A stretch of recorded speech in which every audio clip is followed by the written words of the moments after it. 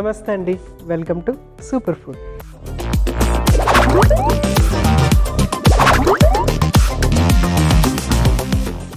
Modern life స్టైల్లో మనకి బోల్డ్ అని సౌలభ్యాలు ఉన్నాయి. ఒకటేంటంటే అన్నిటికంటే ముఖ్యమైనది కూడా ఏంటంటే మనం ఎక్కువ బయటకు వెళ్ళనవసరం లేదు. అంటే మనకి వెజిటబుల్స్ కొనుక్కోవాలనుకున్నా, ఇంట్లో కావాల్సిన వంట సామాన్లు అన్నీ కొనుక్కోవాలనుకున్నా, లేకుంటే డ్రెస్సెస్ కొనుక్కోవాలనుకున్నా, లేకపోతే ఏదైనా గ్యాడ్జెట్స్ కొనుక్కోవాలనుకున్నా, ఏది కొనుక్కోవాలనుకున్నా ప్రతిదీ ఆన్లైన్ దొరుకుతుంది.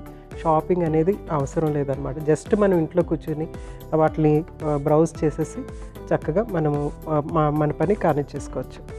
అలాగే చాలాసార్లు ఏంటంటే ఆఫీస్ వర్క్ కూడా మనకి వర్క్ ఫ్రమ్ హోమ్ స్టైల్ ఎక్కువైపోయింది. తర్వాత డెస్క్ జాబ్ కూడా ఎక్కువైపోయింది. ఓన్లీ హెవీ వర్క్ చేసేవాళ్ళు మాత్రమే హెవీ వర్క్ చేస్తున్నారు. మిగిలిన వాళ్ళు చాలా ఎక్కువ శాతం, మోర్ దెన్ 50% పాపులేషన్ ఏంటంటే ఎక్కువ డెస్క్ జాబ్లోనే ఉన్నారనమాట. సో దీనివల్ల ఏమవుతుందంటే ఫిజికల్ యాక్టివిటీ అనేది తక్కువైపోతుంది. అంటే ఫిజికల్ యాక్టివిటీ వేరు, ఎక్సర్సైజ్ వేరు. ఎక్సర్సైజ్ అనేది మనం ప్రత్యేకంగా మన బాడీని డిఫరెంట్ పొజిషన్స్, డిఫరెంట్ స్టైల్స్లో మనము ఎక్సర్సైజ్ చేయటం అనమాట. ఫిజికల్ యాక్టివిటీ అంటే ఏంటంటే రోజువారి పనుల్లో ఉండేటువంటి యాక్టివిటీ. అంటే మనం ఇక్కడి నుంచి బస్ స్టాప్కి నడవటమో, లేకుంటే పైకి మెట్లు ఎక్కటమో, బట్టలు ఆరేయటానికి పైకి మెట్లు ఎక్కటము, దిగటము, తర్వాత బయట షాపింగ్కి వెళ్ళటము, ఇట్లా అదంతా కూడా ఫిజికల్ యాక్టివిటీ. ఇంట్లో పనులు కానీ బయట పనులు కానీ మనము ఫిజికల్గా యాక్టివిటీ అనేది చాలా చాలా తగ్గిపోయిందనమాట. దీనివల్ల వచ్చేటువంటి ప్రమాదం ఒకటేంటంటే మన బాడీలో ఫ్యాట్ చేరటము, ముఖ్యంగా బ్లడ్లో ఫ్యాట్ ఎక్కువగా ఉండటము, దాన్ని లిపిడ్ అనేది ఎక్కువగా ఉంది అని చెప్తామన్నమాట. అంటే కొలెస్ట్రాల్ పెరిగింది అని చెప్తూ ఉంటామన్నమాట. ఆ కొలెస్ట్రాల్లో కూడా 2 రకాలు, గుడ్, బ్యాడ్ ఉంటుంది. సో బ్యాడ్ కొలెస్ట్రాల్ పెరగటము, గుడ్ కొలెస్ట్రాల్ తరగటం అనేది జరుగుతూ ఉంటుంది అనమాట. సో వీటిని తగ్గించుకోవాలంటే డెఫినెట్గా మనం ఫిజికల్ యాక్టివిటీ అనేది ఇంక్రీజ్ చేసుకోవాలి. అలాగే ఆహారంలో కొన్ని మార్పులు అనేవి చేసుకోవాలన్నమాట. సో మన మెరుగైన ఆరోగ్యం కోసం ఈరోజు నేను చేసి చూపించబోయే సూపర్ రెసిపీ ఏంటంటే సబ్జా సిట్రస్ సలాడ్.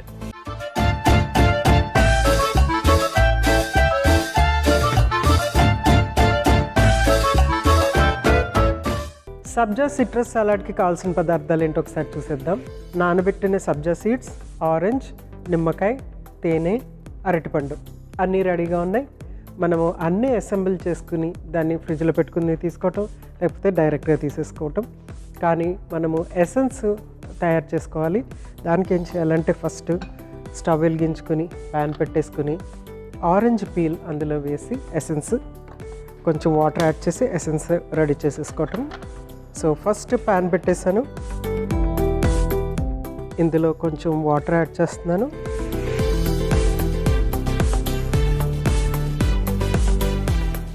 అలాగే తేనె కూడా యాడ్ చేస్తున్నాను. నేను ఇక్కడ తేనె ఉపయోగించుతున్నాను. తేనె కాకుండా షుగరు లేకుంటే బెల్లం కూడా ఉపయోగించుకోవచ్చు, పటిక బెల్లం కూడా ఉపయోగించుకోవచ్చు.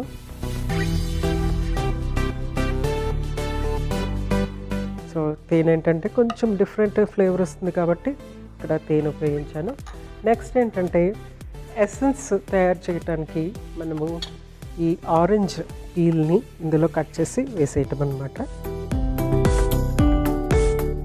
మంచి ఆరెంజ్ ఎసెన్స్ వస్తుంది, ఆ ఫ్లేవర్ అనేది చక్కగా వస్తుంది అనమాట. మనకి ఎలాగో మనము చేసేది సిట్రస్ సలాడ్ కాబట్టి ఈ ఆరెంజ్ ఎసెన్స్ ఉంటే చాలా బాగుంటుంది, రిఫ్రెషింగ్గా ఉంటుంది.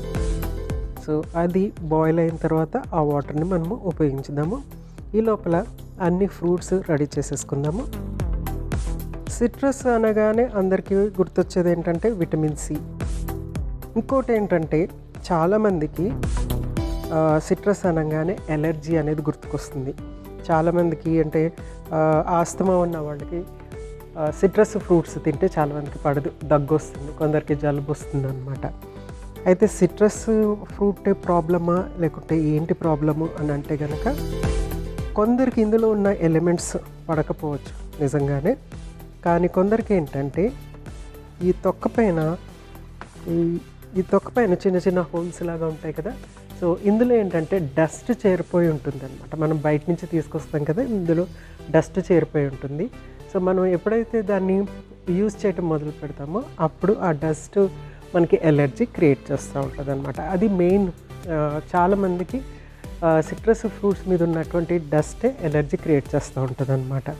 సో మనము మోసంబి కానీ ఆరెంజ్ కానీ ఏం తీసుకొచ్చినా వాటిని ఫస్ట్ శుభ్రంగా వాష్ చేసేసిన తర్వాత డ్రై అయిపోయిన తర్వాత రన్నింగ్ వాటర్లో వాష్ చేస్తే చాలా మంచిది. ఎందుకంటే ఆ హోల్స్లో ఉన్నటువంటి డస్ట్ అంతా పోతుందన్నమాట, మట్టి అంతా పోతుంది.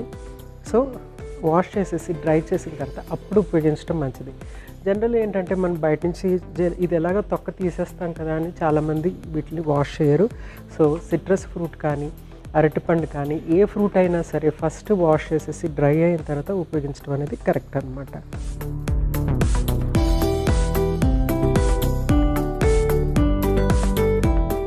చక్కగా కట్ చేసేసుకున్నాం కదా. ఇక్కడ కూడా మనకి ఈ వాటర్ ఎసెన్స్ వాటర్ రెడీ అయిపోతుంది.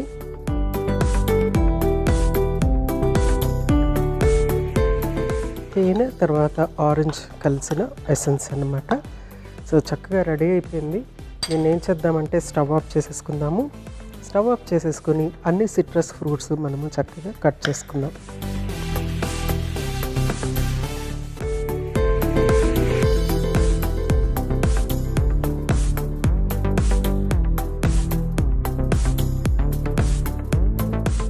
చాలా ఇంట్రెస్టింగ్ అయిన సలాడ్ ఇది. ఎందుకంటే ఆరెంజ్ ఉంటుంది, తర్వాత మోసంబి ఉంటుంది. ఆల్మోస్ట్ అన్ని ఫ్రూట్స్లోని విటమిన్ సి అనేది ఉంటుంది. ప్రత్యేకంగా సిట్రస్ ఫ్రూట్లోనే అని కాదు, ఇంకా ఎక్కువ ఉన్నటువంటి సిట్రస్ కంటే ఎక్కువ ఉన్నటువంటి ఫ్రూట్స్ కూడా ఉంటాయి. ఉదాహరణకి పపాయ తీసుకుంటే అందులో ఎక్కువ వైటమిన్ సి కంటెంట్ ఉంటుంది అన్నమాట. డెఫినెట్గా పపాయ అలాంటివి కూడా మనము ఇక్కడ ఉపయోగించుకోవచ్చు. నెక్స్ట్ ఏంటంటే అరటిపండు,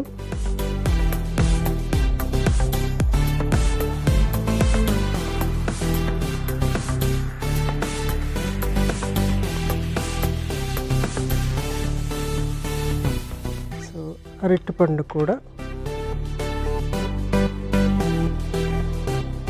సో ఒకటే యాడ్ చేశాను, కావాలంటే ఇంకా యాడ్ చేసుకోవచ్చు.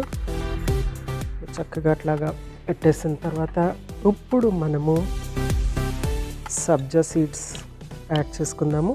అయితే సబ్జా సీడ్స్ దీంట్లో కంటే మనము ఈ ఎసెన్స్ రెడీ చేసి పెట్టాం కదా, ఆ ఎసెన్స్లో మిక్స్ చేసి యాడ్ చేస్తే కనుక చక్కగా స్ప్రెడ్ అవుతుంది.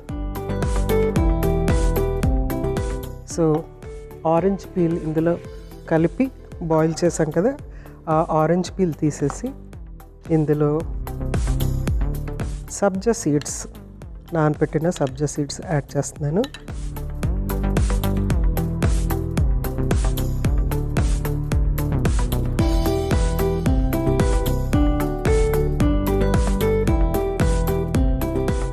సో ఒకేసారి ఇలా ముద్దలాగా పడిపోకుండా ఇందులో మిక్స్ అయ్యేటప్పటికి చక్కగా స్ప్రెడ్ అయ్యి ఉంటుంది కదా, ఇందులో యాడ్ చేసేయటమే.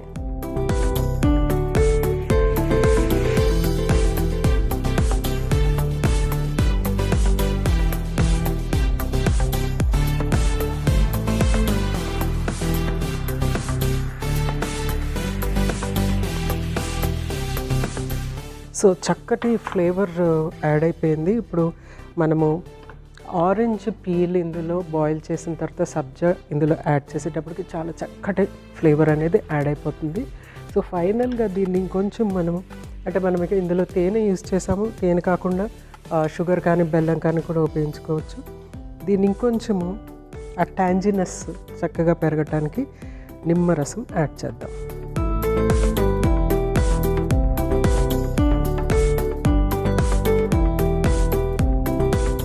చక్కగా ఉంటుంది. సో దీన్ని ఏం చేయాలంటే ఫ్రిడ్జ్లో పెట్టేసేసుకొని మనకు కావాల్సినప్పుడు తీసేసుకోవచ్చు. అయితే ఫ్రిడ్జ్లో పెడితే తినని వాళ్ళు ఉంటారు. సో మామూలుగా నార్మల్గా కూడా బయట పెట్టి ఒక హాఫ్ అన్ అవర్ అలా వదిలేసి, అంటే మొత్తం ఆ ఫ్లేవర్స్ అన్నీ చక్కగా పీల్చుకుంటాయి అన్ని పీసెస్. సో ఒక హాఫ్ అన్ అవర్ అలా వదిలేసిన తర్వాత అప్పుడు తీసుకోవచ్చు. ఇది ఎప్పుడెప్పుడు తీసుకోవాలి అని అంటే కనుక ఎనీ టైం, ఫ్రూట్ టైం అంటే any time first of all. ఇంకోటి ఏంటంటే మనము దీన్ని కొలెస్ట్రాల్ తగ్గించడానికి ఫోకస్ చేసాం. ఇందులో సబ్జా సీడ్స్ ఉన్నాయి, తర్వాత సిట్రస్ ఫ్రూట్స్ ఉన్నాయి కాబట్టి కొలెస్ట్రాల్ తగ్గడానికి చాలా చాలా యూస్ఫుల్గా ఉంటుంది. కాబట్టి కొలెస్ట్రాల్ తగ్గడానికి ఫోకస్ చేసాం కాబట్టి మనము ఆహారం తీసుకున్న తర్వాత ఆహారంతో పాటు ఇది తీసుకోవటం, లేకుంటే మనం ఆహారం తినడానికి ముందర ఈ సలాడ్ కొంచెం తినేసి ఆహారం తీసుకుంటే కనుక ఆ ఆహారం నుంచి వెళ్తున్న కొలెస్ట్రాల్ డెఫినెట్గా తగ్గుతుంది. అది నెంబర్ 1. నెంబర్ 2 ఏంటంటే ఇది తీసుకోవటం వల్ల బాడీలో ఉన్నటువంటి కొలెస్ట్రాల్ తగ్గటానికి, అంటే ఇందులో ఉన్నటువంటి ఫైబర్, ఇందులో ఉన్నటువంటి ఎలిమెంట్స్ అన్నీ కూడా ఏంటంటే బాడీలో ఉన్నటువంటి ఫ్యాట్ని కూడా తగ్గిస్తుంది.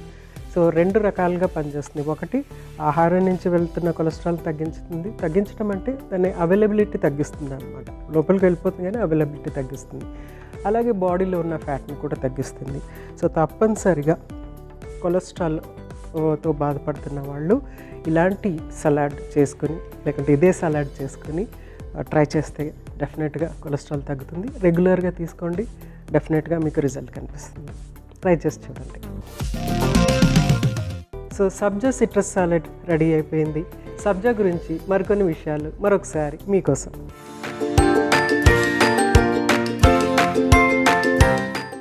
సబ్జా గింజలు మంచి ఫైబర్తో నిండి ఉంటాయి. ఇవి మలాన్ని సజావుగా బయటకు వెళ్ళేలాగా సహాయపడతాయి. దానివల్ల మలబద్ధక సమస్యను తగ్గించడానికి చాలా ఉపయోగకరంగా ఉంటాయి. సబ్జా గింజలు రక్తశుద్ధికి సహాయపడతాయి. ఇవి శరీరంలోని హానికరమైన టాక్సిన్ని తొలగించడంలో సహాయపడతాయి. దీనివల్ల మూత్రపిండాలు, కాలేయం మరియు గుండె ఆరోగ్యంగా ఉంటాయి. వేసవికాలంలో శరీర ఉష్ణోగ్రత నియంత్రణలో సబ్జా గింజలు చాలా బాగా పనిచేస్తాయి. గ్లాసు నీటిలో ఈ గింజలను కలుపుకొని తాగడం వలన వడదెబ్బ వంటి సమస్యలు తగ్గుతాయి. సబ్జా గింజలోని యాంటీ ఇన్ఫ్లమేటరీ గుణాలు శరీరంలోని శోథాన్ని తగ్గించడంలో సహాయపడతాయి. ఆర్థరైటిస్ వంటి సమస్యలకి కూడా ఈ గింజలు ఉపశమనాన్ని కలిగించవచ్చు.